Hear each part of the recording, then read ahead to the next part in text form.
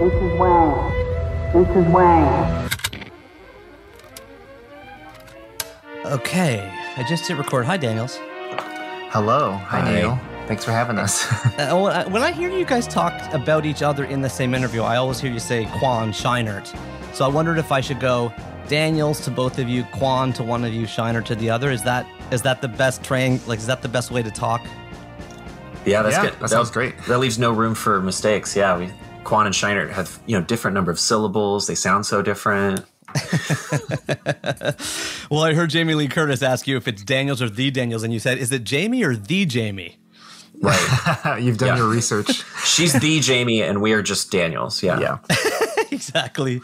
Well, I feel like I'm catching you at such a fascinating time emotionally, right? Like we started talking December 2021. I went back to our original emails, and since that time, open South by Southwest, big reviews coming out of there. People on Twitter are hailing you as like bringing back the pre-pandemic crowds. I saw someone on Twitter. I don't know if you guys saw it. Somebody was like, "Get Michelle Yeoh to host next year's Oscars because she'll kick ass anybody that comes on stage, and Everything Everywhere will win everything anyway."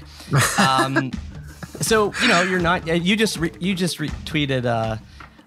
Quan, 97% Rotten Tomatoes, yet the movie doesn't open nationally till this Friday. We're talking April 4th. It comes out this Friday, April 8th. This podcast is going to drop on the full moon on April 16th. So, can you just capture for a moment how you are metabolizing this current energy? Yeah. It's bizarre. We made this movie specifically just, selfishly for ourselves and people like us, and we're very used to our movies being divisive, where the people who love it truly love it and cherish it, and then there's some people who just cannot stomach what we do, and that's totally fine. And we don't because we like to poke at taboos and things, and make sure that we're not making just passive entertainment. So we kind of prepared ourselves for we did not prepare ourselves for so many compliments. Yeah, so it is. I will say, while I'm still a grounded, normal human being, yeah, right. He's wearing a tuxedo. Exactly. He's eating caviar right now. I saw the Twitter following go from 2,000 to 15,000 in 2 weeks. Yeah, exactly. It was like a skyrocketing. Yeah, it's so much power. It's no one man should have all this power. It's horrifying. Just the dopamine hits that we have access to now. At any given moment, we can pull out our phone and just swallow, a couple dozen compliments and then go back to our normal lives. It's not healthy. Yeah. No wonder celebrities become monsters. Our producer Jonathan Wong was doing his taxes this weekend, and he was like, it was so hard because the taxes were so frustrating, and at any moment I could just open up my phone and read nice things about my movie, and of course that's what I'd prefer to do. So there's which is the plot of the movie, right. Weirdly enough. Yeah. So that's one of the end of the spectrum. The other end of the spectrum is just I haven't cried this much in my entire life, in such a condensed amount of time. From the moment we premiered the movie till now, it's been maybe 2 or 3 weeks, and he's crying right now. I'm crying right now, and so I've just gotten so numb to it that I'm not emoting. My tears are just falling down. That's weird. It's not actually. He has to drink a lot of water. Exactly. No, but we've cried a lot, and because it's been such a cathartic, emotional thing to share with people, and talking to people about the movie has brought up so much that inspired the movie that we didn't even talk about much.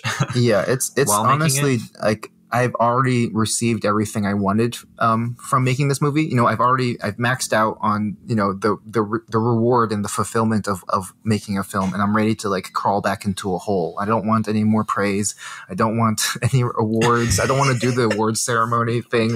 I obviously it's the kind of heard it here first. Presumptuous of us to be even thinking that we'll be in the running, but it feels I received everything I needed, which is an audience that fully understands the movie for what it is. And that's, it's a beautiful thing to really get to have. And I know it's a rare thing to feel. So I'm trying to be present at the same time. Wow. That was beautiful to listen to. And on the tears, how people talk about how, the fire from the sun goes into trees, and then when you cut and burn firewood, that the sun is released. I wonder, I cried so many times while watching the movie. Afterwards, I think I told you, I was rubbing my sister's back. I was I hadn't done that in years. I was sending these loving texts to my wife. I was filled with creative energy. That's beautiful. Is it almost like tears transmute somehow, or there's some emotional touching of things we can't articulate that happens through tears? Totally. It's people say like it's our reaction to not understanding. When the intellect no longer can process, we either laugh from crying, or sorry, the tears either come from laughing or they come from crying, but they're both a reaction to the same thing. And it's the greatest compliment that you can get as a filmmaker is that people felt all of those things and they physically manifested in the real world, because I think audiences now are so tapped in intellectually to the world. Everything has to be categorized. Everything has to be labeled. And so even when you're watching a movie, everyone is thinking of it from a very distant lens where they can control the experience and label it and basically write the review in their head while they're watching it. And we wanted to create a movie that just smashed through the intellect, that cage that we've built around our brains, so that we can just feel things that we can't put into words. And so when you say that was your reaction, it's like that's the highest compliment, that you could not even process it, so your body had to process it in a different way. Yeah, and I just wrote down cage we've built around our brains. Yeah,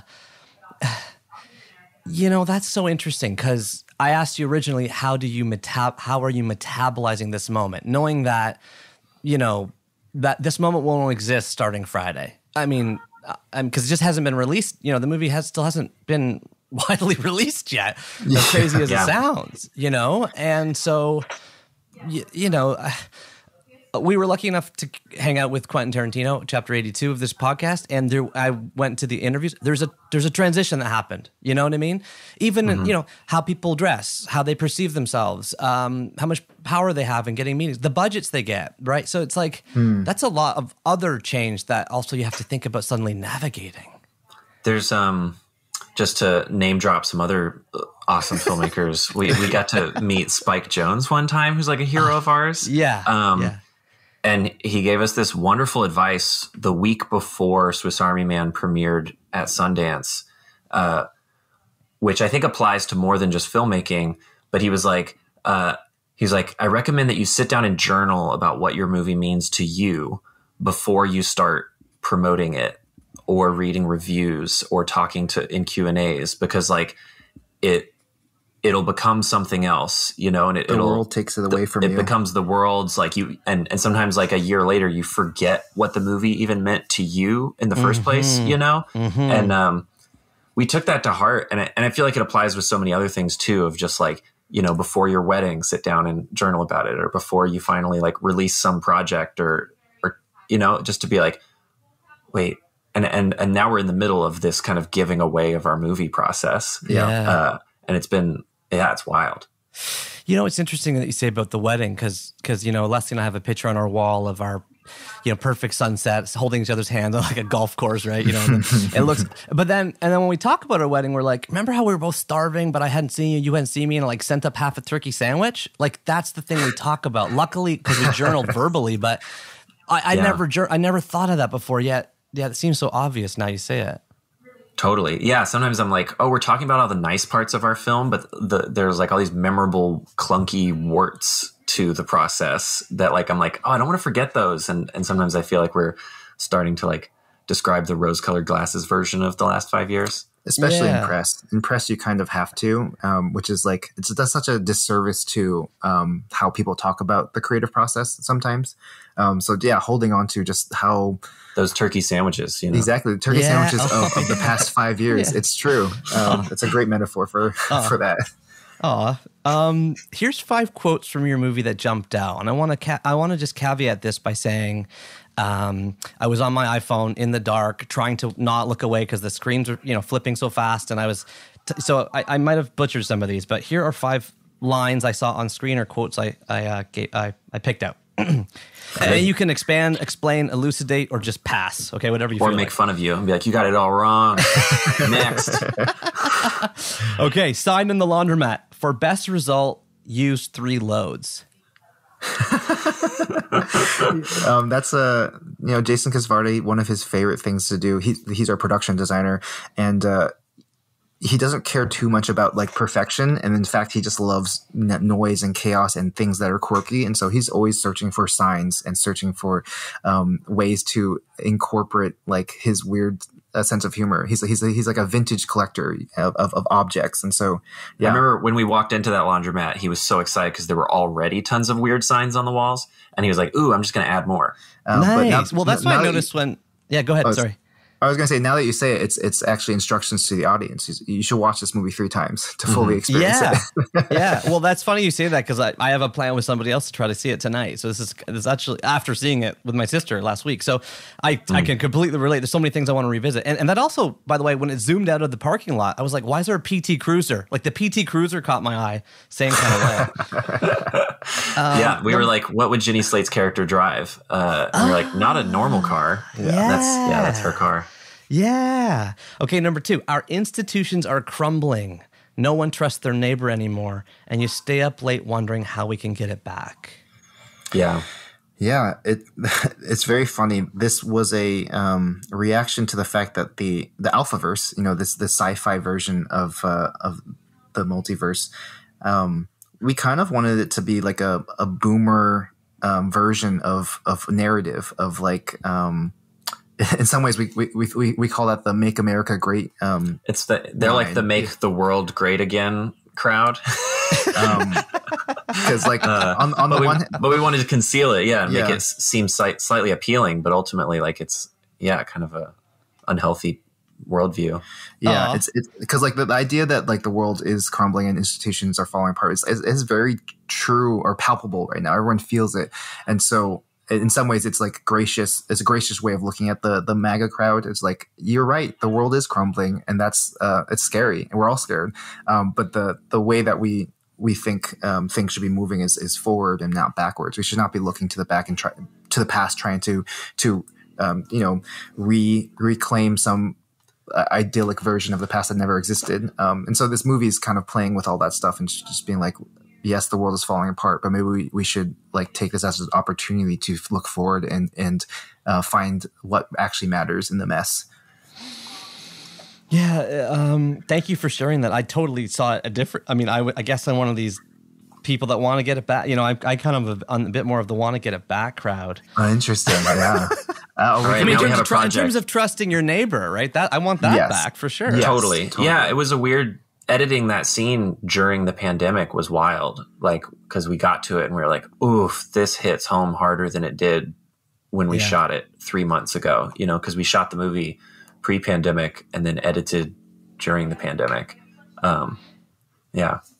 Okay. Well, let's keep moving because I want to get through to the books as well. Everything gets washed away in a sea of every other possibility. That's what everyone feels like right now. We're so disempowered because of how connected we are to everything. We now have access to 7 billion other lives all at once, and there's nothing. Basically, none of us feel like we have any control, and none of our decisions matter. Especially the next generation. I feel like when we talk to them, it's like they have so much looming over them right now, and we needed. I feel like this movie was a reaction to that feeling of disempowerment. Yeah, my chiropractor's receptionist just told me that her son feels like there's no way he can win. I thought I hadn't heard that phrase before. Yeah, it's so sad. Yeah. Yeah. I think about that, like how, of course, people disappear into games where it is a meritocracy. Right. It's you can actually things. Yeah. Spend a few hours and learn a skill and get points. And it's like so often in life that doesn't work that way. Yeah. It's harder to win. Yeah, when you lose track of the more impalpable metrics that may be rewarded with things like nature or time or family or these things get kind of fractured, then it's like, of course I want to get as many kind of bananas, as possible. When I see the good side of everything, it's how I learn to survive through everything. I butchered the phrase. I butchered the phrasing, but yeah. Yeah, that was something we needed to hear during the past 5 or 6 years, and we wanted to put it in the movie in a way that we could actually believe. I think it's such a it can kind of be kind of quaint, that sentiment that kindness is power, and even we kind of are cynical enough to roll our eyes at that. But we needed to hear it, and we needed to prove to ourselves that it was possible to see it that way. And so, that the movie becomes hopefully a really just a strong argument for kindness and empathy in the face of chaos. Yeah. And we're going to talk about Kurt Vonnegut later. And there's a quote from him that's like his definition of being a humanist. And I'll probably butcher it, but it's like a humanist wants to be a good person regardless of any rewards in the afterlife. Yes. And it sounds so simple, and yet it's not. Like it's frustratingly not a common way of looking at things. And we wanted to celebrate that. Yeah, and articulate it so beautifully. And then the last quote, sorry, just at the very end of the credits, I thought I saw the phrase, "in loving memory of Andrew Wang." And I don't know if I'd heard you to speak about it before. Yeah, so it's Alexander. I'm sorry. I'm sorry. Oh, no, it's fine. Yeah. And it's not the fashion designer. Yeah. It's our producer's dad. He so Alexander passed away shortly after Swiss Army Man while we were still writing this movie, and obviously that had a profound effect on our producer, John Wong, who we've been working with for over 10 years now, and he's become very much part of our film family and one of our best friends. And so that a lot of the characters in this movie were inspired by my family and John's family. And so it felt like the right thing to do to kind of just give him a little tribute at the end. Alexander Wong was in a men's choir. And there's a men's choir briefly at the New Year's party, but it's inspired by when we went to his funeral service, like 50 Chinese businessmen got up and started singing these a cappella songs together, and it was so fun and inspiring. And they even had like a dance. There's a song where they basically in Chinese they're singing, "I'm a happy man. I'm the luckiest man. I'm the happy man." Yeah, exactly. And they all locked arms and were dancing at this funeral, and we were like, "This is stunning." But they all had matching suits, and they flew in from all around the world actually to come to California just for his funeral. It was a very it was wild, very moving and beautiful experience. So that's why he's at the end of the movie. Wow. Thank you for sharing that. That is beautiful. We've tipped at it. So let's jump into your first most formative book. And by the way, thanks for letting me poke around in your script a little bit there and butcher some of it there. Oh, no, that was fun. Appreciate it. Okay, your first formative book is Breakfast of Champions by Kurt Vonnegut. I am holding the paperback in my hand with a bright orange, navel orange cover with a white t-shirt. I have the same copy. Yeah, same exact one. Nice. With the white t-shirt on the front with the felt tip marker style Breakfast of Champions scrawled across the front of the t-shirt. The top of the book says Kurt in 18-point sort of varsity font and Vonnegut in 26-point kind of a varsity stencil-y type font, followed by a novel in 10-point font. There's one blurb on the cover. I'll see if it's the same as yours. Marvelous. Vonnegut wheels out all the complaints about America and makes them seem fresh, funny, outrageous, hateful, and lovable. From the New York Times. New York Times. Yeah, exactly. Same one. The paper of record. Vonnegut was born 1922 in Indiana, died 2007 in New York City. In Breakfast of Champions, struggling sci-fi writer Kilgore Trout finds Midwest car dealer Dwayne Hoover is taking his fiction as truth and slowly going insane, but Hoover eventually gets pushed over the brink by meeting Trout. The book hits on themes of war, sex, racism, success, free will, suicide, race relations, and somehow even more. File this under 813.54 for 20th century American fiction. Daniels, please tell us about your relationship with Breakfast of Champions by Kurt Vonnegut. Yeah, I mean, it was really hard for us to pin down which Vonnegut book we wanted to bring to this podcast, just because that was a really early moment of connection for me and Shiner. It was realizing that we both loved Vonnegut's voice and what he was doing with sci-fi, mostly because of how incredibly cynical he can be with his writing, how he just kind of undercuts any institution, anything that is sacred, and just lays it out so bare that it's embarrassing. He even writes how embarrassing it is to be human. And I think all of his work is kind of trying to pull at every thread so that we're all naked. But then at the end of it, even through all the cynicism, he gives us something really beautiful at the end of everything he writes. All his best work still gives us something beautiful and funny and heartbreaking all at the same time. And so almost spiritual, he's become such a guide for us through the bleakest thoughts, you know, because it's like he's willing to go there and be like, yeah, it's all bullshit, but then try to pull you out. Yeah. But Breakfast of Champions specifically was sort of the moment when we realized like how Vonnegut's brain truly worked, where he was no longer trying to hide himself through metaphor or through characters. Like, you know, he literally writes himself in this book in a way that should ruin the book, and yet it became that much more profound because of how honest he like felt. Yeah, it's honest, and he's also just like blowing up what art's supposed to be in a way that got past our defenses and past that, like, you know, cage that Dan was talking about. I always remember that the first Vonnegut I read was one of his short stories. I think Harrison Bergeron, where like Ron Bergeron or something Bergeron. Yeah. Where everybody, it's like, and we read it in class and I was like, this is bad. This is really, this is very dumb sci-fi, like a future where everybody wears weights on them if they're strong to make sure everybody's equally skilled. Like, that's so dumb. Like, that would never happen. And then I read Breakfast of Champions years later, and it like unlocked what he was doing. And like, I was like, oh, my English teacher treated it like it was supposed to be brilliant sci-fi, but it was supposed to be dumb. Like, that's, he's willing to be so silly and so dumb to get at themes that are real. And it's like, oh, he doesn't, whereas a lot of science fiction takes the sci-fi details seriously. It's more erudite.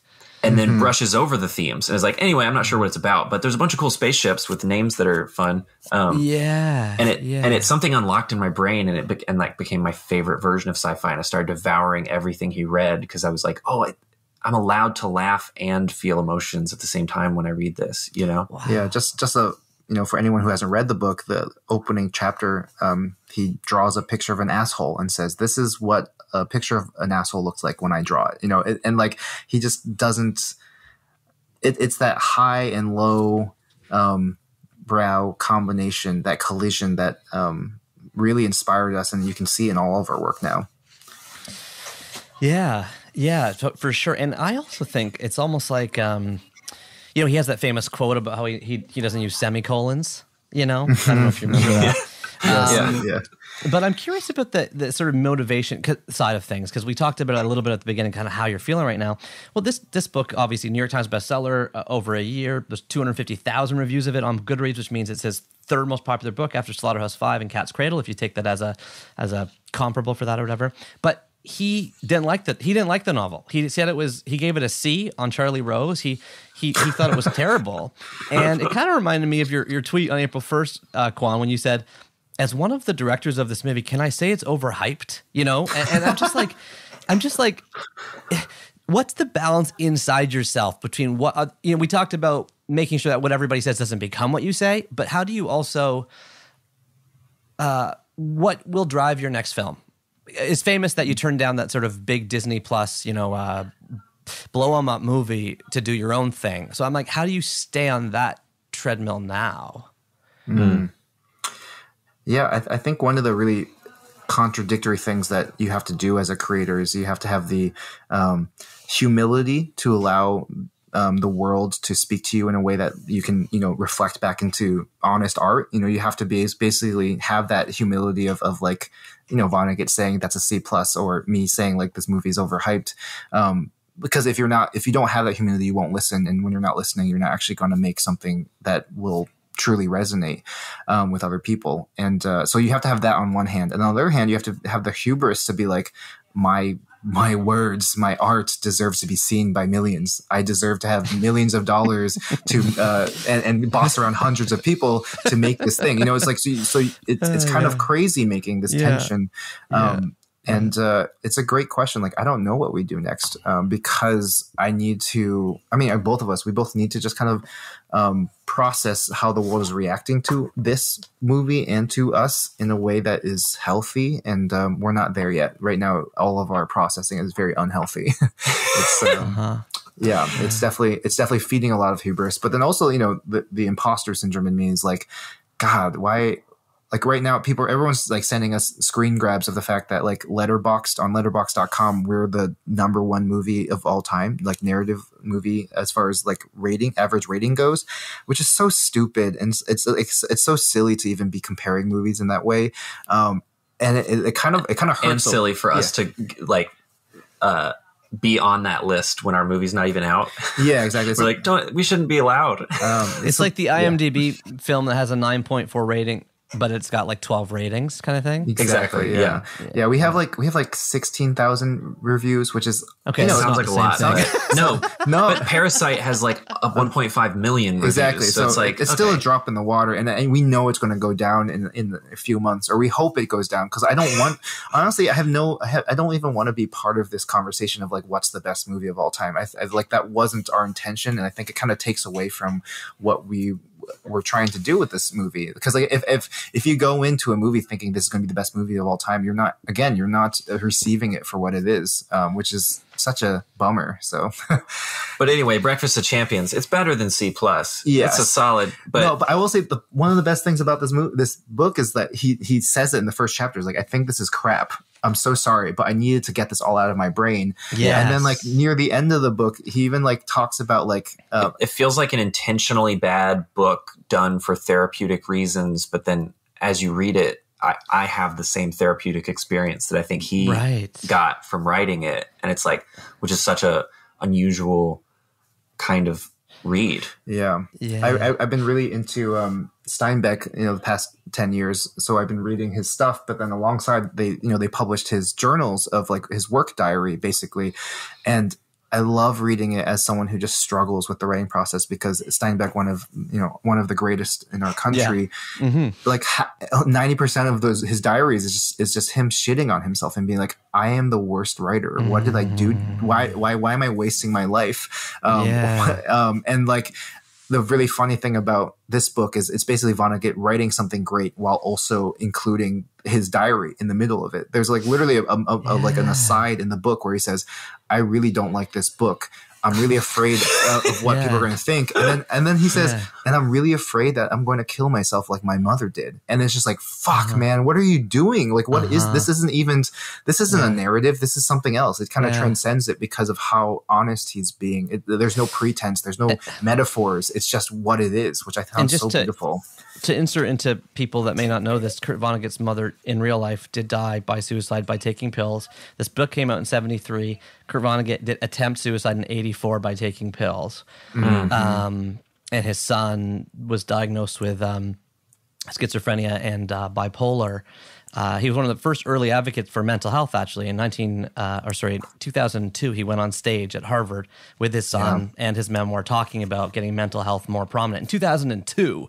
And I know you guys have started to talk, or at least, Quan, you have, about ADHD and this sort of frenetic nature of, or maybe I'm reading into it, this book. I'm curious am I drawing a line, or is there something here on where you think the mental health conversation went for you personally, or you both personally after reading it, and where you think the mental health conversation more broadly should go kind of from here? I've heard you say you'd like to be helping those who discover they have ADHD as an adult. I'm curious. Totally. We've had some people in a similar boat on our show. Mel Robbins has talked about it, but can you help us navigate the bramble bush from here? Yeah. The first I'll say, like, Breakfast of Champions is one of those books that we read a long time ago, but has become just it's kind of wove its way into the DNA of how we look at mental health and how we look at humans in general. Like it's presented in such a cynical way, just the idea that we're all robots and our emotions are just like a chain reaction of chemicals and nothing matters. Recurring bit is that one of the main characters, like the author just keeps being like, and then his bad chemicals made him do this. And there's like no free will. And it's like, and then he walked up to his favorite employee and his bad chemicals made him call him this name. And and it's such a simplistic and, like I said, cynical way to look at mental health, but at the same time, it's so clean. This book almost reads like a children's book, trying to explain some of the most terrifying things about humanity. And so, at the end of this book, he even talks about like someone going and killing like his whole family, and then they find out that there was a tumor in his prefrontal cortex, and like it's it's such like he's so prescient in the fact that like he was writing this back when he did, and only now is our science truly like catching up and realizing like how flawed the concept of free will might be if when you start digging in. And so I think that what it does for anyone who is suffering from some sort of mental health issue or mental health illness is it takes more moral judgment out of the equation for a moment. Because I think growing up with ADHD, the moral judgment was, oh, I must be so lazy. Oh, I must be so selfish. Oh, I don't care about anyone else. Oh, I let everyone I know down because I'm so distracted. And so you build up this too hyper. Yeah, exactly. I'm so annoying. Exactly. All these things. And you build up this worldview of, or basically this view of yourself that is, a burden on everyone around you. And so, there's no wonder, it's no wonder that like suicide rates amongst people with ADHD is so high, which is like a not very well known, statistic. I didn't know that. And it's probably why both of our So Sorry Man and this movie deal with depression and suicide, is because that's just how my brain grew up. That's how it developed. Well, you explore that part of your brain, and I think a lot of people do right now, and myself included. Yes, and it's a great time for these kind of conversations, because what it does when you get diagnosed is, like I said, you no longer are judging yourself from a moral perspective. Instead, you're saying, oh, I am a robot and these chemicals are causing these things to happen and it's not my fault. But the question is like, now what do I do? Now that I have the tools to understand it, like that's where the moral judgment comes back in, is like, how do I move forward in a way that is gracious to myself and to the people around me now that I have this information? And so I'm so grateful that our movie is kind of starting these conversations, because it has changed my life in such a beautiful way, where my life is not easier. It's still a struggle to write or to do my taxes or to even like fold my laundry, which is like such a funny. It's not just you, brother. Yeah, exactly. But like now I can be more forgiving with myself. I always say like the difference between people, normal people who procrastinate and ADHD people who procrastinate is like we procrastinate until we want to kill ourselves, which is such a bleak way to look at it, but like it's the only way for, I think, people with ADHD to really show more and neurotypical people like what our experience is like. It is like a weird black hole of not being able to fully control our minds. And then like as far as like where to go from here, I feel like part of what I hope we can do while talking about our movie, and what I would wish I could do to Kurt Vonnegut, is also just like give him a pep talk and celebrate there's cons, but there's pros to an atypical brain. And it's so incredible, what comes out of his brain and what comes out of Dan's brain, and like what, so many great artists aren't like, neurally typical. Yeah. And, I just want them to feel less shame about it. And how do you know how do you know if you're not? I mean, the movie deeply resonated with me. You said that you've been surprised or at the outpouring of love and support from the ADHD community. You didn't realize it was that obvious. For anyone that's an adult that has never been diagnosed, like what are the things that in the movie were speaking to people?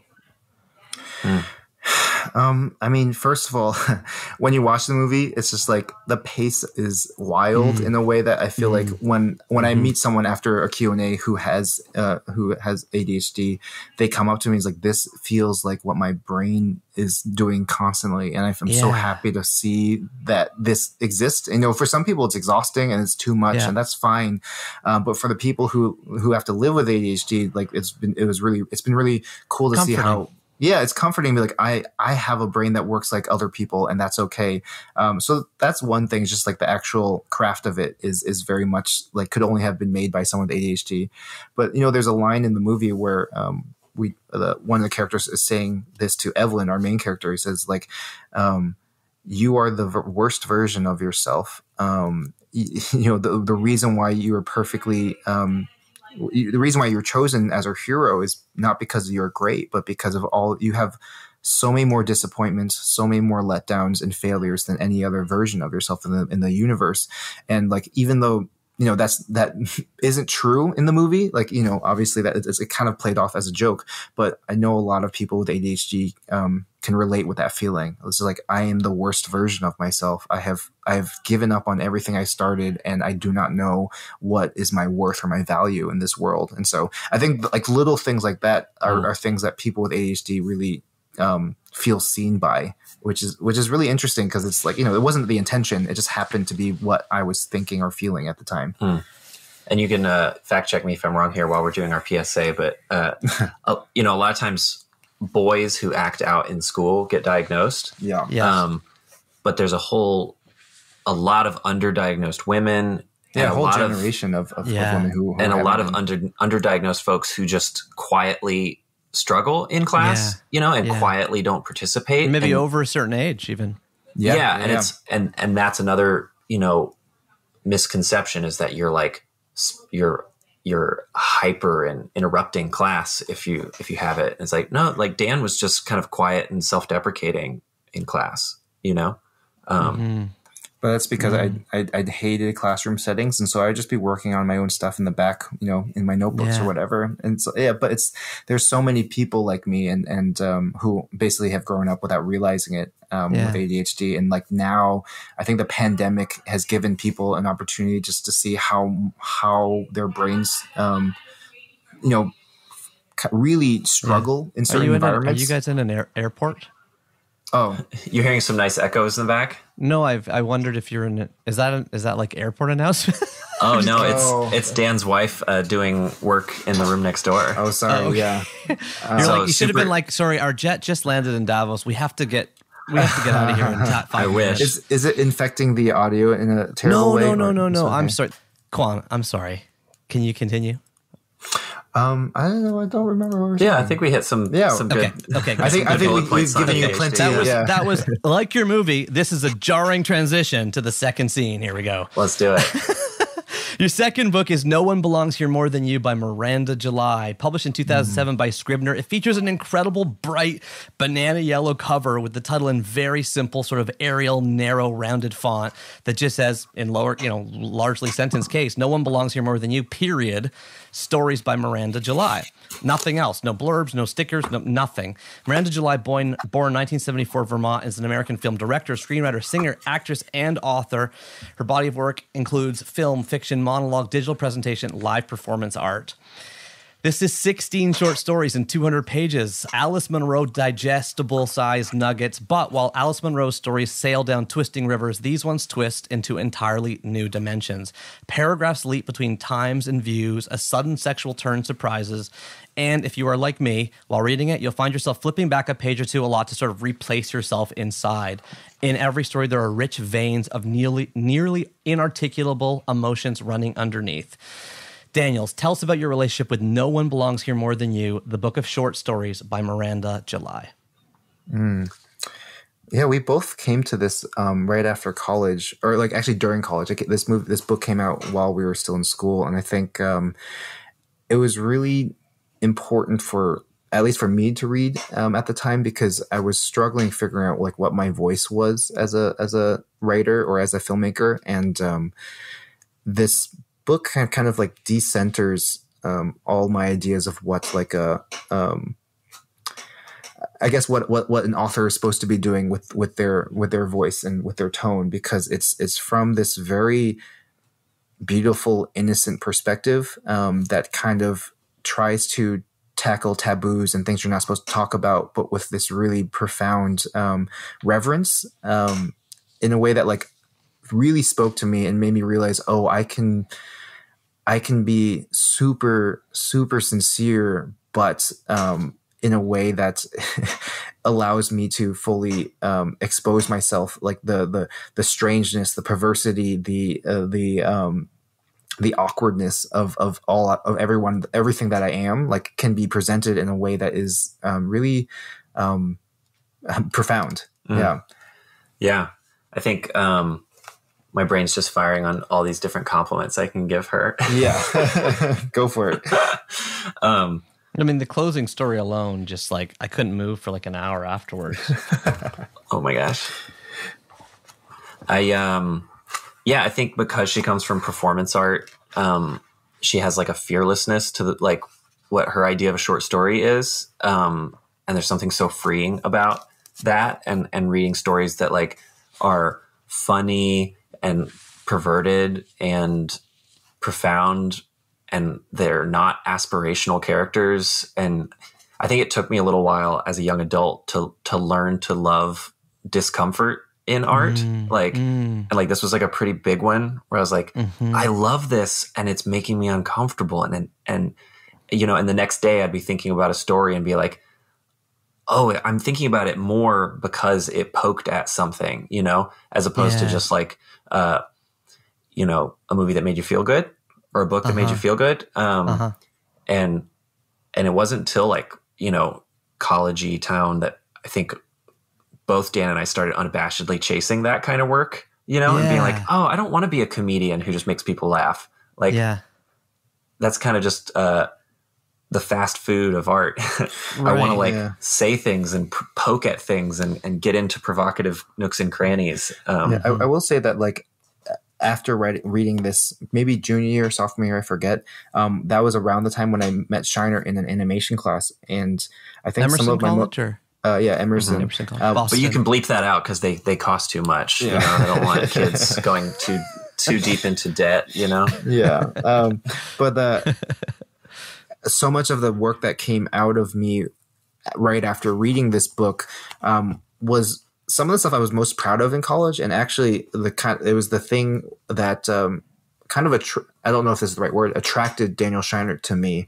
It's because we were in an animation class, and one of the things I had been working on was very much this strange amalgamation of beauty, innocence, and perversion.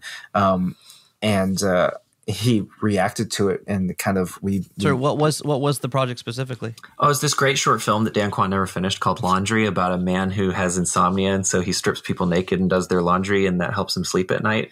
But it goes on all these tangents. It was really good. But it's also done in like a Pixar style, so the whole thing it's just a very strange. It's like Monsters Inc. for adults. Yeah, exactly. It was like it was the ultimate screw you to everyone else in the class, because we were all like struggling with animation. It's really hard, and Dan was like, got up and was like, well, this is my character, and I've already given him a skeleton. He's already posable, and I also made it so that his penis is animatable, and look, I can make it go up and down and wiggle around, and all of us were like months away from being able to achieve that, you know.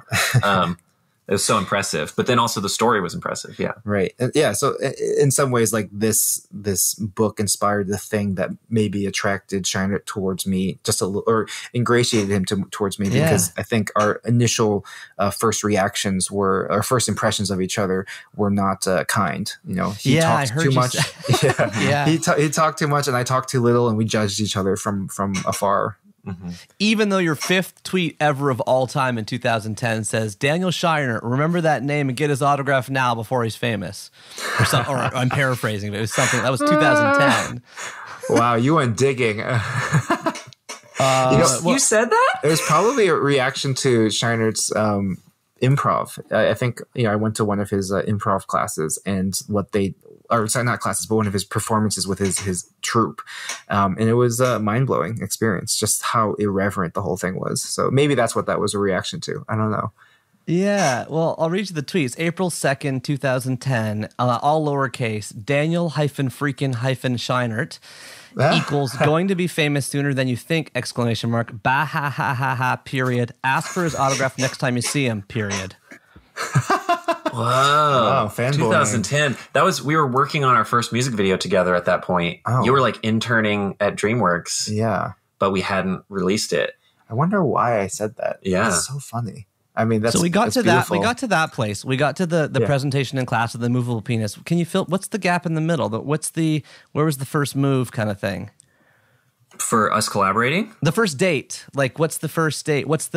How did you know that he fell in love with you in that presentation?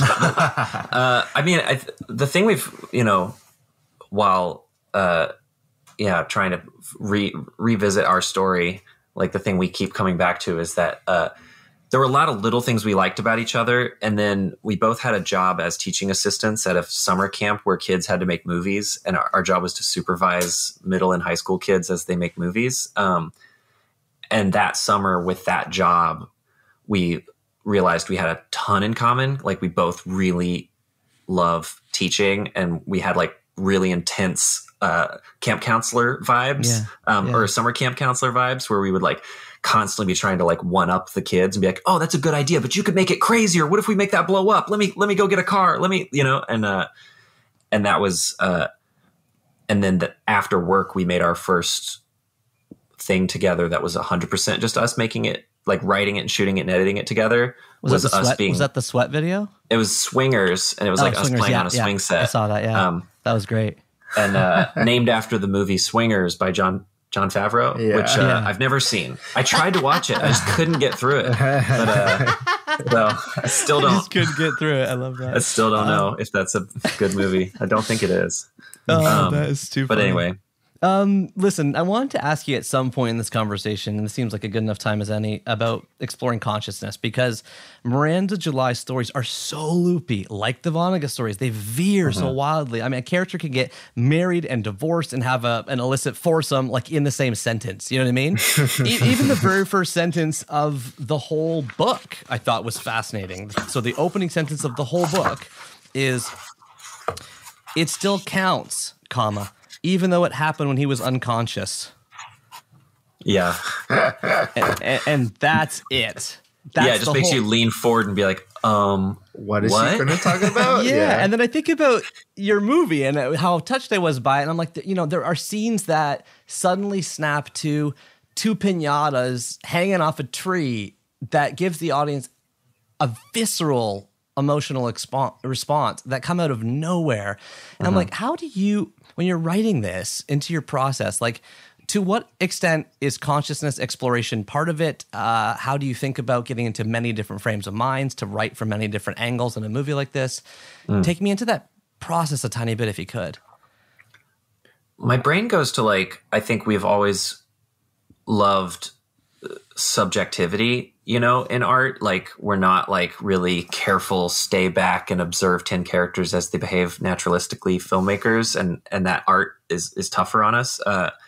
And so like even if there's no narration or anything, I think trying to make a movie capture how a character is feeling and getting you inside their head is like, gives us such like a clear goal and is such a fun thing to do when we're writing or editing or making a movie. And that's obviously something that like Miranda and Kurt both do, is just like make these extremely subjective stories where like the words they're choosing tell you so much about, who's writing it, and who this character is. But her in particular, she like is more of a chameleon. Like every book is just Kurt, whereas hers, it's like who, like you read two sentences and you're like, this is a new person. I don't know who this person is. They have a weird worldview and I don't know what it is yet. And I need to read more to figure out why on earth they just said that, in that way.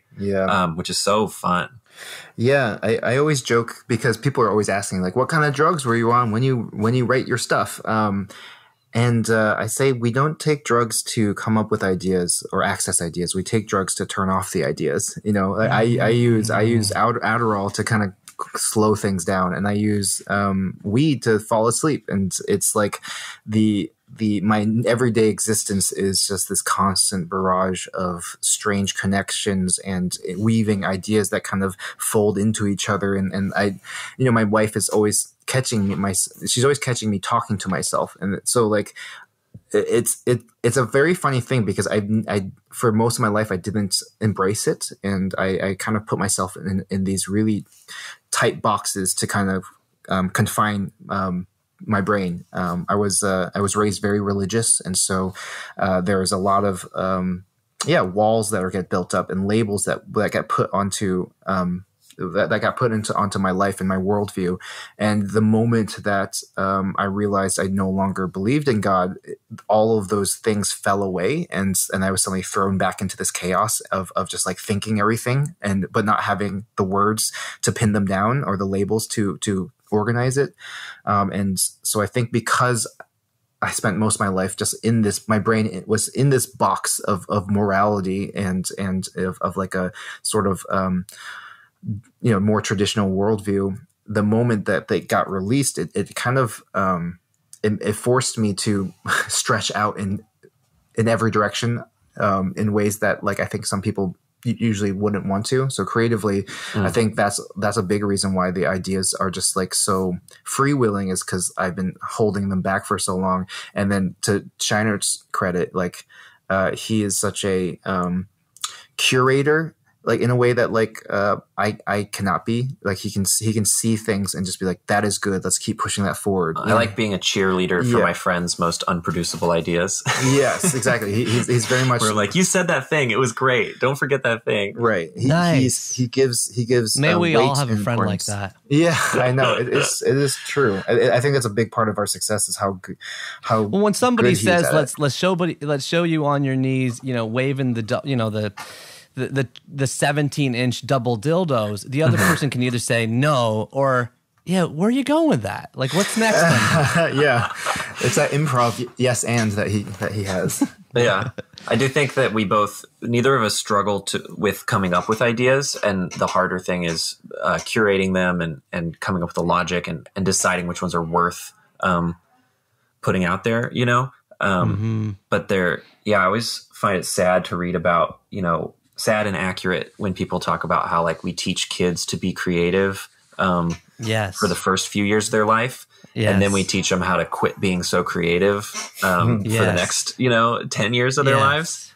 Yes. And it takes like, I think there's a bunch of little miracles I can point to that kept me from quieting that voice, in middle and high school. Like anything particular that you remember?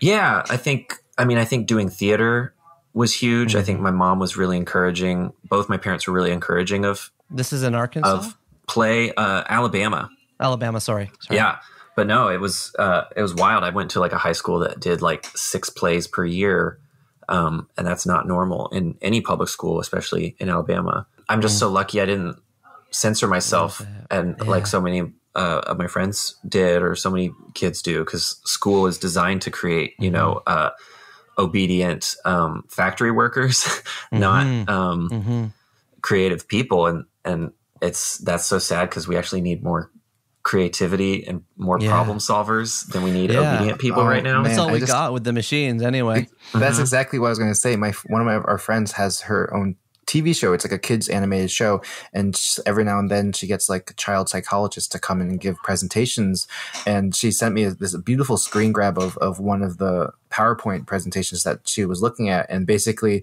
they were saying curriculums of the future should not be teaching us like too much about math and facts and these kind of things that the machines are going to be. I disagree with math, but keep going. Like the way that they're running circles around us. And in fact, what we need to be teaching children is emotional intelligence and how to be resilient and how to collaborate and how to be kind.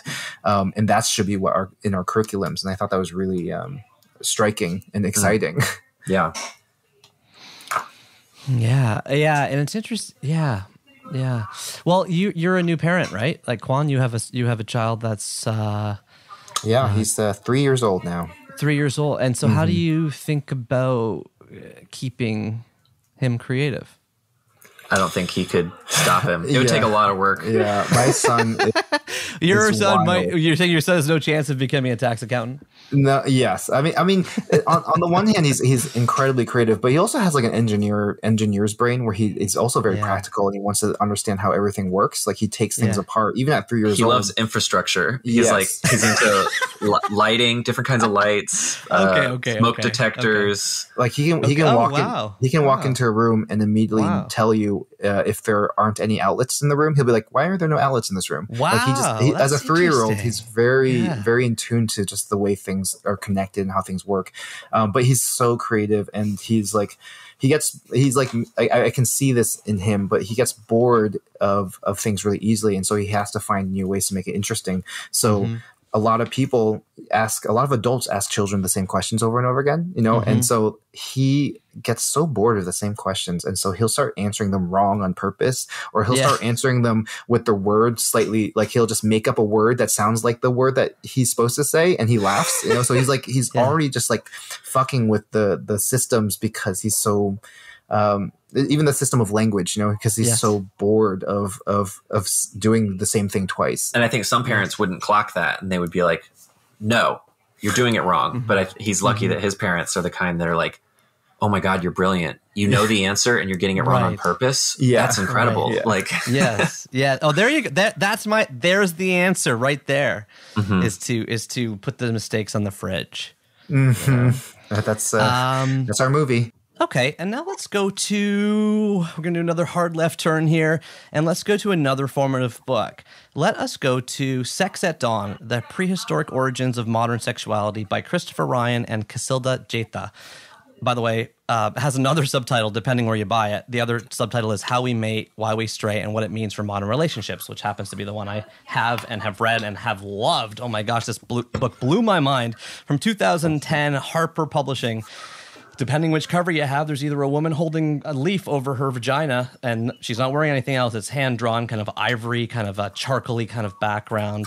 There's a blurb on the cover. It says, the single most important book on human sexuality since Kinsey unleashed sexual behavior in the human male on the American public in 1948. And that quote is from probably the most prominent person in the field of sex in the United States, who is Dan Savage.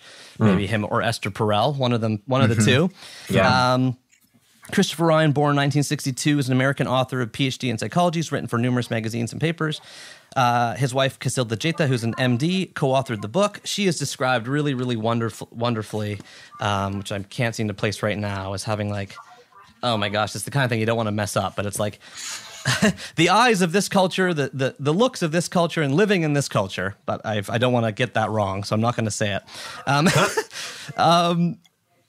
Since Darwin's day, we've been I'll go with the background of my book. I've got a book, paperback, a Harper Perennial. In this controversial, thought-provoking, and brilliant book, renegade thinkers Christopher Ryan and Casilda Jeta, which has an accent aigu on the A, debunk almost everything we know about sex, weaving together convergent, frequently overlooked evidence from anthropology, archaeology, primatology, anatomy, and sexuality to show how far from human nature monogamy and other things really are. In Sex at Dawn, the authors expose the ancient roots of human sexuality while pointing toward a more optimistic future illuminated by our innate capacities for love, cooperation, and generosity. Daniels, I'll let you direct however you like. Tell us about your relationship with Sex at Dawn, The Prehistoric Origins of Modern Sexuality. Dan Kwan's relationship is he hasn't read it, but he's heard me talk about it a bunch. Yeah. I read this like 3 or 4 years ago, and have been on kind of a tear of like reading books on relationships and sexuality and sex, like, and this is my favorite.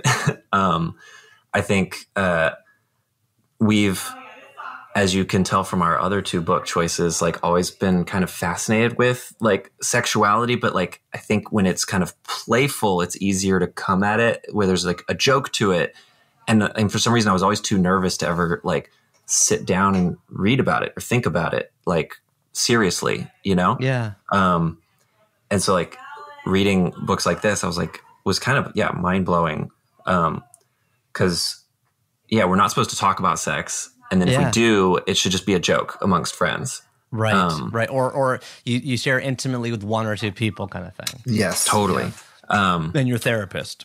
Totally. And on top of sex, one of my other favorite things, to read about and think about as an adult has been, evolution. Like, growing up in Alabama, like I went to like really wonderful schools. I got a great education, but boy, did they brush over evolution. Like, just really talked about it kind of briefly. They didn't censor it, but they did censor it by like not going into the nitty gritty.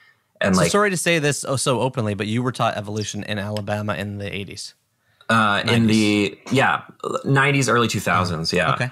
But really I learned about it in college, in more detail, and was like, oh, this is why I didn't like biology class. It was because that they never explained to me how any of it connected, that there was any rhyme or reason to why these animals are similar, or that like the idea that you can look at an animal and that there's a mystery to be solved by looking at the shape of it, you know? That's so much more interesting than like memorize the names of the different parts of a stomach. Or there used to be this giant gorilla that ran around. Here's what its bones look like. We killed it a long time ago. You know, like that kind like Sapiens is cultural history, then Sex at Dawn is sexual history. Yeah. Yeah. So like this combined those two and like looks at like they're like evolutionary anthropologists who are obsessed with sex, and they just like, so it's like the whole book is like, it's like one chapter, and they have a sense of humor about it, but there's just so many taboos that they just stare at dead on, and they're like, what kind of porn do we watch and why? What does it say about us? But also like, why are our penises and vaginas shaped the way they are, and other monkeys, they're not shaped that way? Guess what? There's answers that you can actually postulate that are like fascinating, and that we're all terrified to talk about because we live like in a culture that's got tons and tons of taboos, you know? A very prudish culture. You can't put a chart in most textbooks in high school, although it's a chart in this, of every primate's penis size in relation to its body and whether it's... and then, you know, it turns out that we've got the biggest penises. Yeah, no one talks about it. On behalf of myself or my race, but my species compared to like, you know, gorillas. Yeah. Right? And there's a reason for that, and that's fascinating. Yeah. This actually connects really well back to Breakfast as Champions, because for anyone who hasn't read it, there's a running gag where anytime Kurt Vonnegut introduces a new male character, he talks about their penis size as if that's like irrelevant to their you know, who they are and their social standing. And so like he even like introduces himself and says, I have a penis that's 3 inches long and 5 inches wide. You know, he's like, but it's just poking fun of the fact that like we don't talk about sex, and when we do, it's this very fragile thing that's tied to our egos. And you know, everything you're saying about the fact that our penises are the biggest in the, you know, primate whatever. But I take just as much pleasure in going the other way too. I mean, that's partly what he's doing, is that the conversation door is open. You know, totally.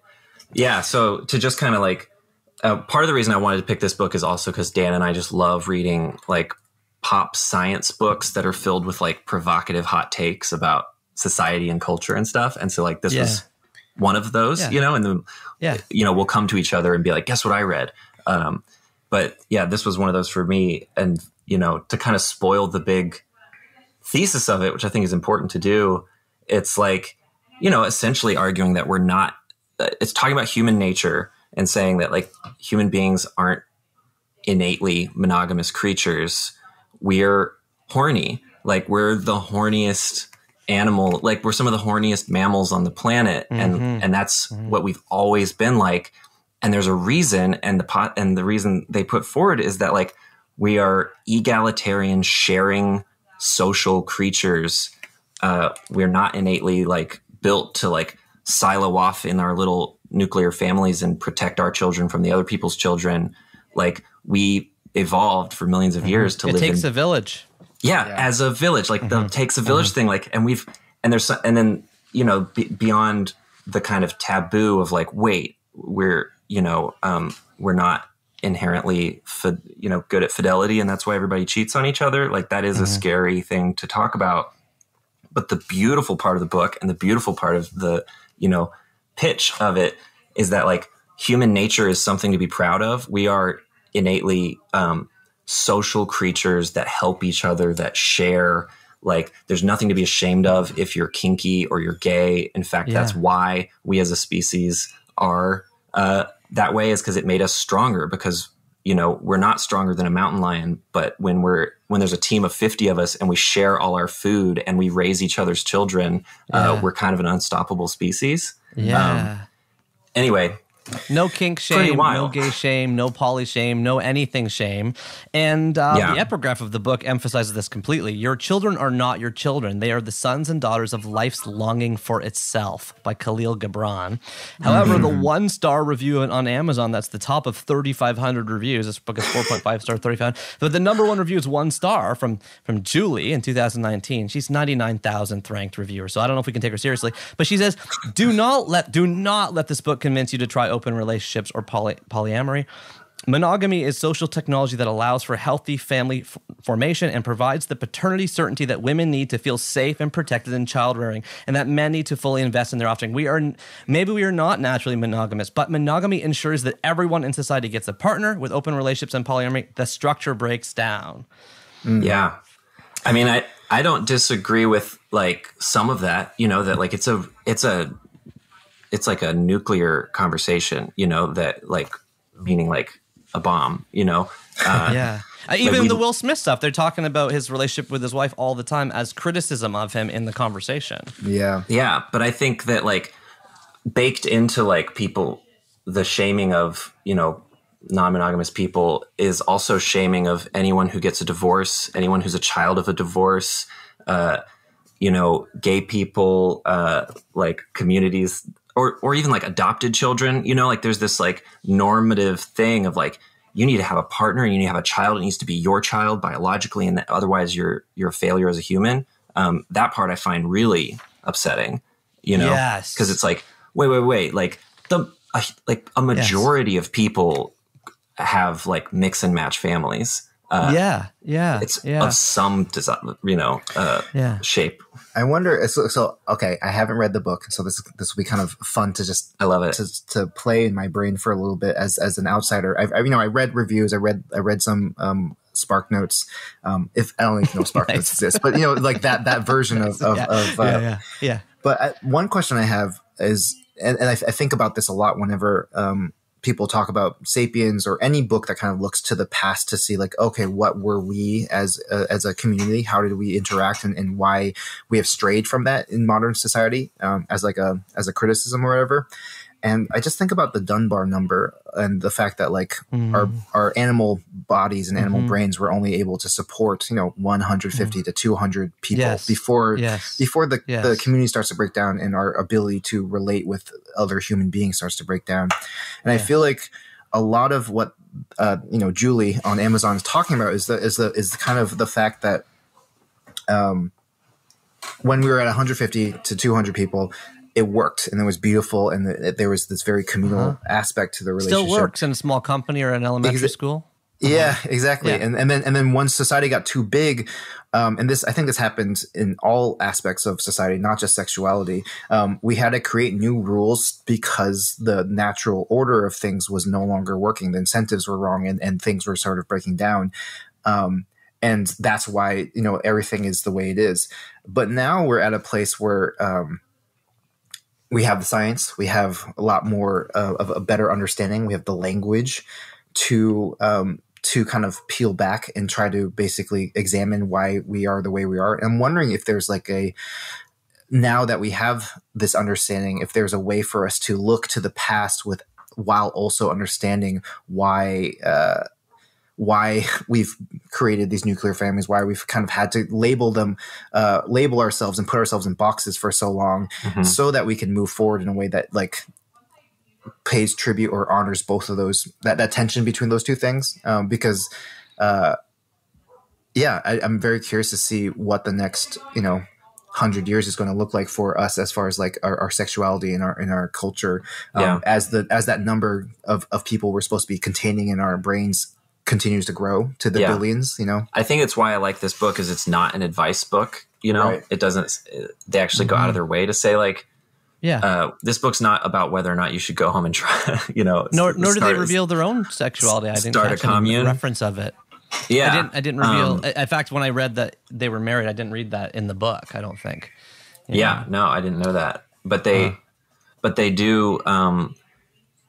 They debunk so many myths that are taught as truth in our culture, and that was so mind blowing to me to be like, oh wow, our shame around sex has led us to like accept like a lot of lies about, you know, pre-civilized man, about sexuality, about like, and they go after like some of my heroes, which is always so exciting to read, you know, when someone's like, and they make fun of Darwin for like being like, he's part of Victorian England. He was like, he was like very embarrassed about sex and about sexuality, and somewhat of a misogynist. And like his wife, or maybe it was his daughter, I can't remember, but one of his family members would literally go around getting rid of any phallic mushrooms in the garden because they didn't like to look at them.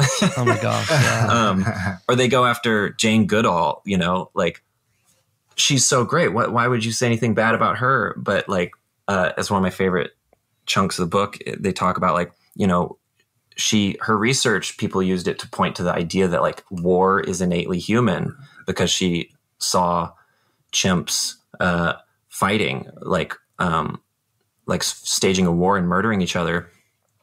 But what she did was she fed them hundreds of free bananas from a bucket every day for years. And then they started fighting over those bananas, which is not nature. Like, and in fact, that's actually a metaphor for what we as a human society have become, is like, it's back to the digital bananas we talked about an hour ago. Exactly. Right. We've created these like incentives that like, and then we stop talking. We treat it like it's human nature to like be warring and to fight over resources. But it's like, no, that's actually human culture. Like that we've got systems in place that we're not looking very clear eyed at, that like we could try to improve. Like, and there's something so sad about being ashamed of human nature, and so exciting about being like, oh wait, maybe human nature is cool, and we just need to work on our systems to make them less adversarial. And you know, well, we don't have time to go deeper into this right now, but for anyone that's intrigued by this book, one of the most fascinating things about it is the interview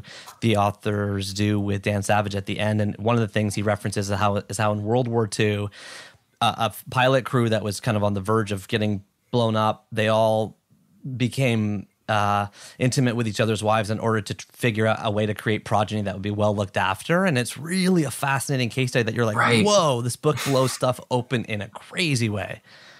Yeah. Oh, man, I wish we had time. But we are going to do a quick pause now. And I want to get into one last book if we have time. It is, of course, Calvin and Hobbes by Bill Watterson. The first book, and I guess the last book, because I've also got It's a Magical World with me, per your recommendation, Quan. 1987, Andrews McMeel Publishing. Calvin is in the air with a huge smile, holding an umbrella and a rope tied around his stomach, and also to his wagon, which is flying over the edge of a dock, while Hobbes, also in the air, looks down fearfully. We got Calvin and Hobbes in the famous primary school red marker font. Bill Watterson, born in 1958 in D.C., still alive, although fairly reclusive now. After this strip published 85 to 95, he kind of disappeared from public view. Daniels, however you want to take it, tell us about your relationship with Calvin and Hobbes. Yeah, when I got the prompt to figure out what books were, you know, my top 3 formative books, like Calvin and Hobbes was immediately one of the first things I wrote down, because it was one of the first times as a child that I started to have to think about existence and our place in it, and just like a lot of big ideas that Bill Watterson was able to sneak into these really punchy, funny jokes with like really silly metaphors. There's a famous, you know, comic strip where he just walks out and, you know, Calvin is mad for some reason. He walks out into an open, starry night, and he just screams at the sky, "I matter," you know. And it's like, as a kid, it just makes you like, you don't laugh at that as a kid. As an adult, you can laugh at that, but as a kid, you're like, wait a minute, what is he doing with, you know, what is this child doing, and what is he grappling with? And so like, I do think a lot of my worldview is down. It comes from just the way that Bill Watterson looks at the world, which is it's so playful. He plays with genre. He plays with there's this postmodern quality to the storytelling, where it's all funneled through the imagination, overactive imagination of a child. But at its core, it's like poking at the society in which Bill Watterson was writing and drawing these comics, you know, and so like this was the first, this comic strip, or this, you know, this series was the first time I understood what communism was versus capitalism, because there's those jokes in it. But then also I understood things about just art theory and just the different movements, and, like the concepts that he's constantly nature throwing deficit into it. Disorder he talks about. Yeah, before exactly. It was called that, you know? Exactly. So there's so many things that he's exploring in a playful way that like just totally opened my mind to bigger conversations that I probably shouldn't have been thinking about as a kid, but like obviously they've all stuck with me. And where'd you grow up again, Quan? I was born in Pennsylvania, grew up in Massachusetts, so I'm from New England. New England. And to close us off today, first of all, I got one last question, and before I get to that, I just want to say thank you guys so much for your hearts, for your generosity, and for showing up today like this. I'm just so grateful to you. I really appreciate it. It's been introspective in a fun way to like reread these formative books and be like, oh my God, there's me. Well, listen, the last comment, I'd love you to sort of reflect back to us as you do so well in your movies and your music videos. I mean, I watched Simple Song and Turn Down the What, and these, I just watched them on loop and in a repeat, and I listened to the score of Swiss Army Man. I watched Swiss Army. I mean, just like there's something about your work, and I thought it was a bit reflected in the Calvin and Hobbes strip on page 33 of the very first Calvin and Hobbes book. I don't know if you have the book or not. Not right in front of me. It's on my shelf, but I'm curious. I'll read it to you. Calvin in the first panel staring at a TV. Garbage. This show would insult a 6-year-old, and I should know. Hobbes. So why watch it? Calvin. All the other shows are even worse! ! Hobbes. Why TV at all, then? Calvin. There's nothing to do. Third panel. Hobbes. Nothing to do! All caps. You could read a book! Or write a letter or take a walk. Hobbes. When you're old, you'll wish you had more than memories of this tripe to look back on. Calvin. Undoubtedly. Second last frame. Hobbes standing angrily behind Calvin, who is sitting on the floor glowing under the television. Last frame. Hobbes is seated behind Calvin, and they're both on the floor glaring under the television. Yeah. What I'd love to hear in the last minute is just what does that reflection of everything mean to you? Yeah, he wrote that in the middle of that moral panic of TVs are rotting our children's brains, you know, and in some ways he's leaning into it and like agreeing with it, but he's also poking fun of it and kind of talking about the strange power that TV has, or just like our media has over us in a weird way. And like, I think a lot about how our films are so referential to the things that, you know, even this whole podcast is kind of referencing to the fact that we are the summation or the amalgamation of all of our influences, all the things that we consumed and read and watched while we were growing up or whatever. And so there's something kind of prescient about that, because in a lot of ways that moral panic of like, oh no, the TVs are rotting our brains has kind of moved away, and people like now see TV as this beautiful art form. And so many of the kids who grew up in that era are now making incredible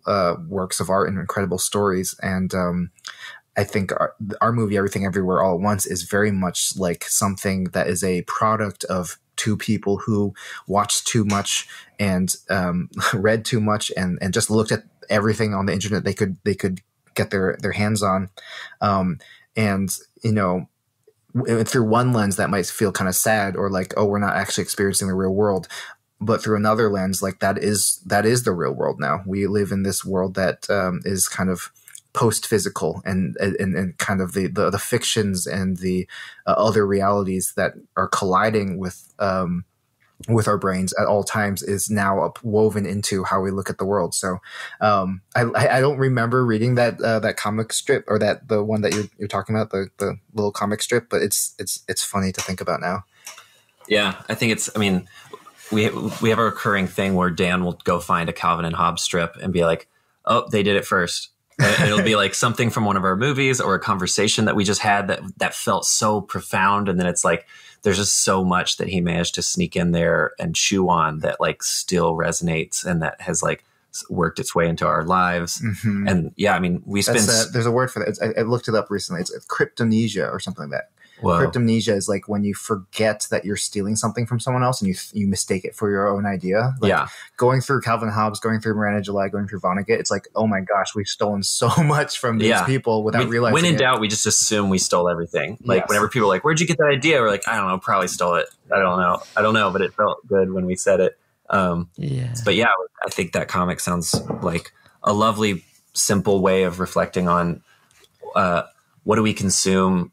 But as filmmakers, we're constantly talking about like, what are we making people consume, and the responsibility of that, and the fact that he was chewing on that in a kid's comic is so great. You know, I think everybody tries to make it. They don't think enough about what they're making, you know? Which is actually the kind of the point of Breakfast of Champions. He talks about how his own story infects the brain of someone and causes them to go mad, you know? Yeah. Cryptonesia. Yeah. Even you said last statement was cryptonesia. Yeah. You said we are living in a post-physical world that is the destabilizing world that we need to learn how to navigate, how to embrace, how to find ourselves, how to talk about our emotions. Your new film, Everything Everywhere All at Once, debuting last week when people hear this, is a profound exploration of how to do that. Daniel Kwan and Daniel Scheinert, thank you so much for coming on 3 Books. Oh my gosh, thank you. This was pleasure. Very fun for us. Thanks for celebrating books. Books rule.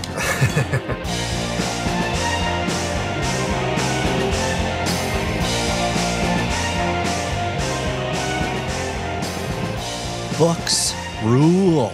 What a great closing send-off to wrap up that brain-pushing, mind-expanding conversation with the incredible filmmaking duo Daniels. So many things to reflect on, to feed back on, I'm almost like the movie itself, Everything Everywhere All at Once, which you got to see. Go out and see. Definitely see. I'm feeling so many emotions all at the same time. Like I always do, let me try to, first of all, reflect back to you 3 quotes that I grabbed from this conversation. There were obviously dozens and dozens of quotes I could have chose from, but how about we made this movie for ourselves and people like us? Although it seemingly sounds selfish, that phrase really resonated with me because that's exactly how I approach 3 Books. And that's, I think, how I approach almost everything that has been successful. And when I have chased commercial success or when I have followed the trail of what the market's telling me to do, it never works out as well, internally or externally. It goes all the way back for me to that famous essay called The Nature of the Fun by David Foster Wallace, which is from the book Both Flesh or Not, which I highly recommend. That essay is not to be found online, although Brain Pickings does a decent job summarizing it. Second quote, when religion went away, I was thrown back into this chaos of thinking about everything, and I was forced to stretch out in every direction. I'm summarizing the quote, but that was Kwan talking about how he grew up in Pennsylvania in a very religious household. When he kind of decided that he didn't want to follow the religion, he was like, well, now I have to think about it. Now I can't, there's no specific doctrine for me anymore, right? And I like that idea because how many things in our lives do we have to kind of bust out of in order to see from above? You know, whether that is a religion, whether that is a relationship, whether that is a city or a town that you grew up in. I mean, even just me, when I moved out of my hometown, east of Toronto in the suburbs, you know, to university, that alone was a mind-expanding idea where I had to sort of reestablish from first principles kind of ways of doing things. You know, even basically, people say different things here when they open the door, and you know. Anyway, I'm getting on a tangent, but just that quote is really resonant to me. And third, what we need to be teaching children is emotional intelligence and how to be resilient and how to collaborate and how to be kind.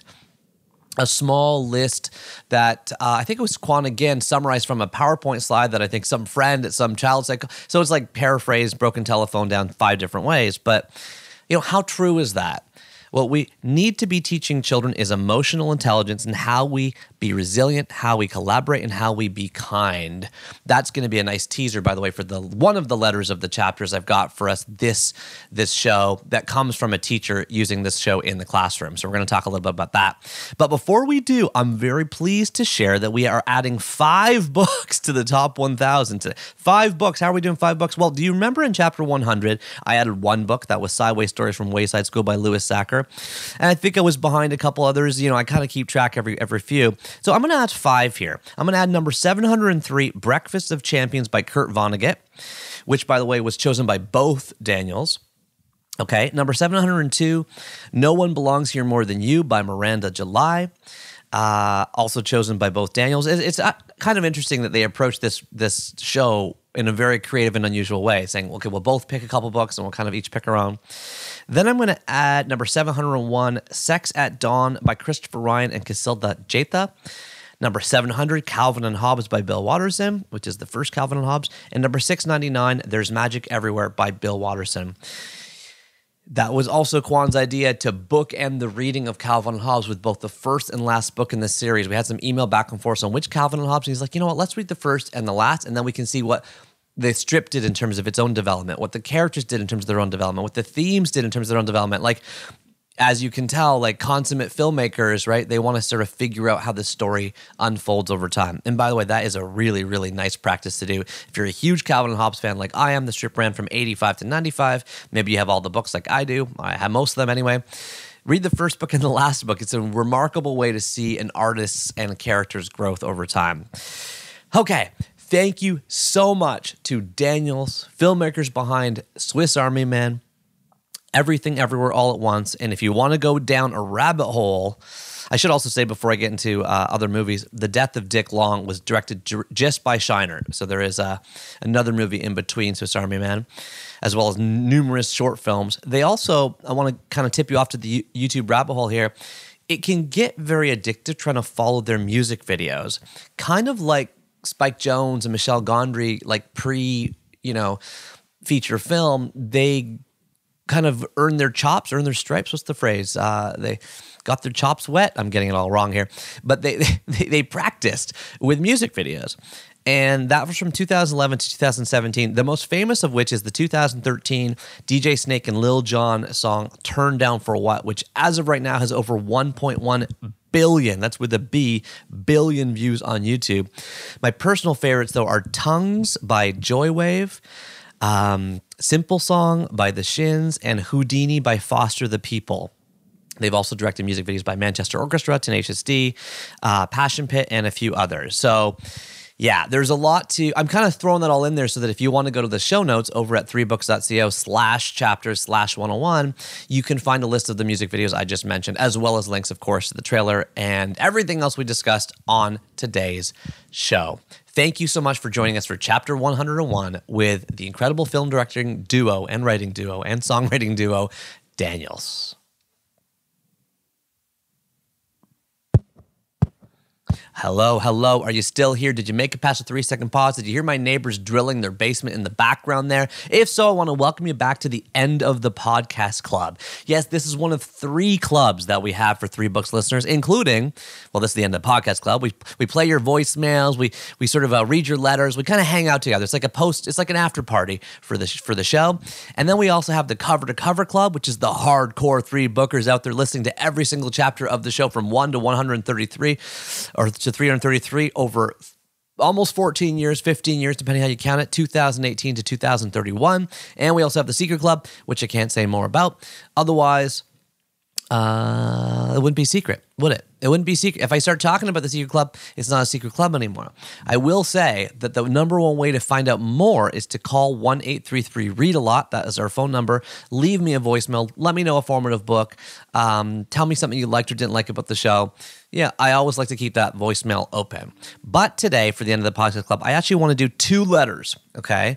So we're going to do 2 letters starting now. Where's the first one? Okay, the very first letter comes from Lauren Prestera, who left this comment on Chapter 70 with Brené Brown on YouTube. Lauren says, sorry, but a lot of misogyny in the first 5 minutes. You complimented her on how polite she is not speaking first, talked about her uterus, and told her, quote, don't worry, the peanut butter balls are low fat. 3 statements you would never dare make to a man. Couldn't imagine Brené Brown, an amazing feminist in her own right, would be okay with those kinds of comments. I unfortunately had a hard time listening after that. I talked about this letter with Leslie because, of course, Leslie interviewed Brené Brown with me, and I wrote back kind of before I wrote to Leslie, but I just wrote, I appreciate the feedback, Lauren. I'm sure I have so many blind spots. This is really helpful.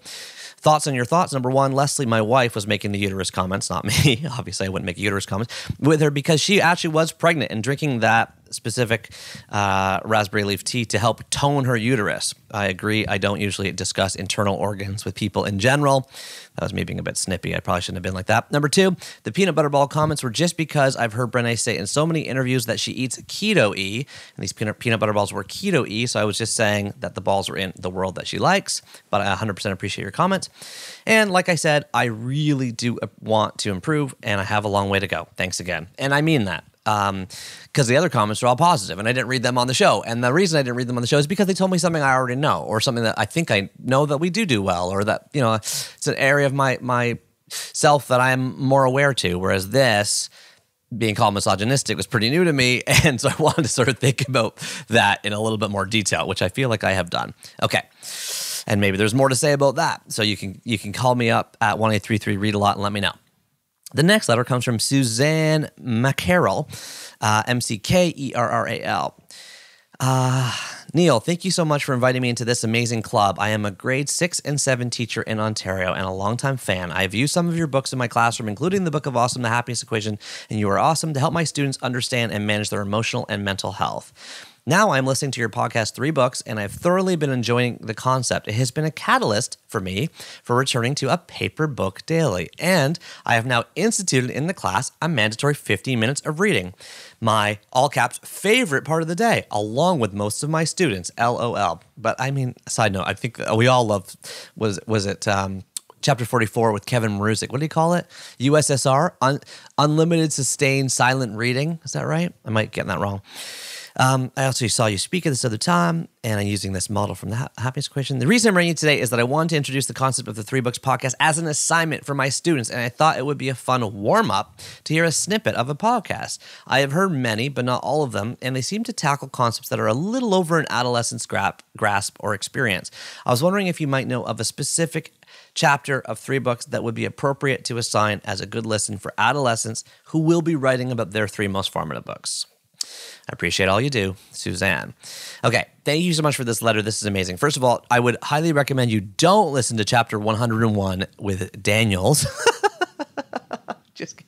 We just cover. I personally wouldn't censor it, but I'm also like, yeah, we talk about a lot of stuff. That's because their movies talk about a lot of stuff, and they go to a lot of places that not every artist is able or willing or interested in going. So that to me is, this one might be a little bit older, let's say, but I also remember getting a letter that I did not read on the air from a teacher about a year or two ago who said that she's been using chapter 26 with Angie Thomas, who's the author of The Hate You Give. The side benefits there are, of course, the book she wrote, The Hate You Give, was huge amongst that age group, right? Grade 6, 7, 8, 9 kind of age. And Angie Thomas has a really wonderfully beautiful, passionate activist streak, which I think will probably really resonate with adolescents, right? When she picked the autobiography of Malcolm X, and she talks about how Malcolm X's murder was covered up, et cetera, et cetera. Like, it's really kind of, you know, that will stoke the inner activist fire, I think, for the right kind of student. Not right in terms of right or wrong, but just a certain kind of student in the sort of 11 to 13 or 14-year-old range. But I also don't know if I'm just being myopic because that was the one chapter someone mentioned to me, because who knows, maybe it should have been Judy Blume I recommended, or maybe it should be Dave Barry or Brené Brown. So I'm actually interested in you guys telling me, is there anyone else listening to this right now who is a teacher who's been using 3 books in the classroom, or is a student, or has an idea for me and for Suzanne on which specific chapters might be good to introduce the concept of listing and thinking about formative books in a classroom for people at our adolescent age?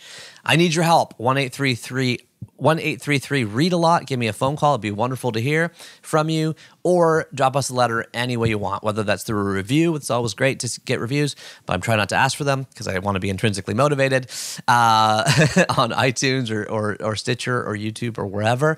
Or you can hit us up on social media, or if all else fails, you can go to 3books.co and personally email me. I just hesitate to do that because I'm always worried about not being able to write back, but that is also a viable avenue for sure. Okay, and now it is time for the word of the chapter. There's really no choice. I gotta go with... I looked it up recently. It's cryptomnesia. Cryptomnesia. Cryptomnesia. CRYPTOMMNESIA. Cryptomnesia. Okay, combination of the word crypto and amnesia, where the A in amnesia, the first A, is replaced by the word crypto. I don't know if I really trust this Merriam-Webster definition. The appearance in consciousness of memory images which are not recognized as such, but which appear as original. Merriam-Webster, what does it even mean? The appearance in consciousness of memory images which are not recognized as such, but which appear as original creations. I don't know. I would rather the definition say something like stealing stuff without realizing you're stealing it. The end. Stealing stuff without realizing you're stealing it. Maybe Wikipedia can help us. Cryptomnesia occurs when a forgotten memory returns without its being recognized as such by the subject who believes it is something new and original. That's a little bit different. That means it's your own memory, not necessarily someone else's. Let's keep going. Wikipedia, keep going. It is a memory bias whereby a person may falsely recall generating a thought, an idea, a tune, a name, or a joke, not deliberately engaging in plagiarism, but rather experiencing a memory as if it were new inspiration. The entry on cryptomnesia on Wikipedia is robust. Okay, that word first was documented in 1874, and then it was written in an article by Carl Jung in 1905 called Cryptomnesia, and it was also suggested as a phenomenon in Nietzsche's famous, I think it was a novel, Thus Spoke Zarathustra, A Book for All and None. Right, that's a work of philosophical fiction written by Nietzsche between 1883 and 1885. So this is an old word. Because it has the word crypto at the front of it, it sounds like it was just invented like every other 2-bit, crypto coin. But actually, no, it's a 150-year-old word used by Jung and Nietzsche, which has a very, very long and robust entry on Wikipedia, which I will link to, but I just don't want to read it because there's just a ton here, and it would take us an hour just to read everything. I will say that what's interesting is the See Also section of Wikipedia, which is maybe my favorite section, and it includes things such as confabulation, déjà vu, hindsight bias, joke theft, melancholy elephants, source amnesia, misattribution theory. Okay, so there's a lot of very fascinating. You can sort of just taste the tip of the Wikipedia rabbit hole, right? Like we could go down a long way on this. Who wants to click on melancholy elephants, joke theft? Okay, got to click on melancholy elephants. Melancholy elephants is a short science fiction story by American-Canadian writer Spider Robinson in 1982. The story examines the interaction of copyright and longevity and the possible effects of the extension of copyright to perpetuity. Its title is a reference to the claim that elephants never forget. It also won the 1983 Hugo Award for Best Short Story. I mean, that's just one. I also want to click déjà vu, confabulation, joke theft, jamais vu, hindsight bias. I mean, there's a lot here. Either way, Daniels, thank you so much for the incredible cryptomnesia. I know that we're going to have many times in the future when we steal stuff from this conversation and from your incredible art. This was a gift. This was a journey. This was a voyage. Please, if you like this show, please share it with one other person you like. In the day and age of the big bucks and the big budgets and the advertising, I have no ads, no sponsors, no interruptions, no commercials. The only way anyone hears about the show is if you let them know. Thank you so much for listening, and I'll see you in chapter 102. Until next time, as always, remember that you are what you eat, and you are what you read. Keep turning that page, and I'll talk to you soon. Take care, everybody.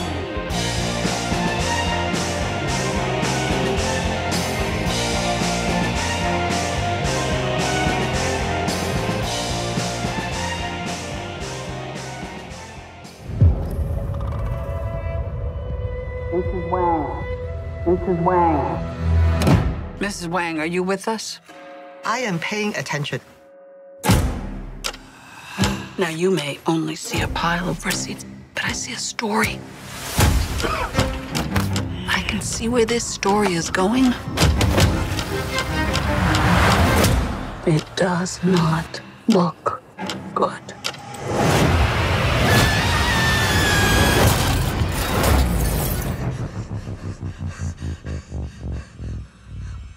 What's happening?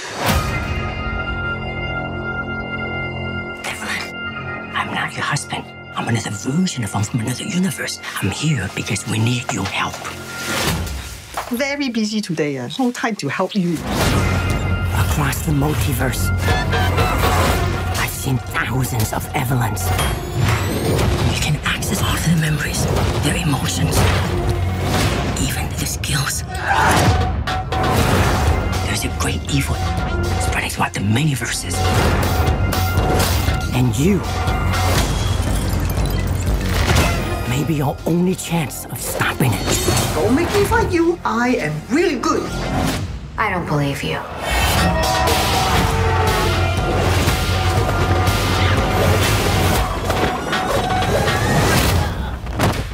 Wow, that was really good.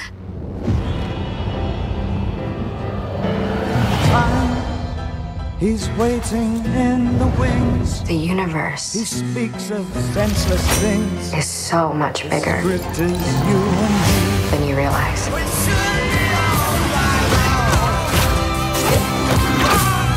Of all the places I could be, I just wanted to share with you. Remember our mission concerning the fate of every single world of our infinite multiverse. There is no way I am the Evelyn you are looking for.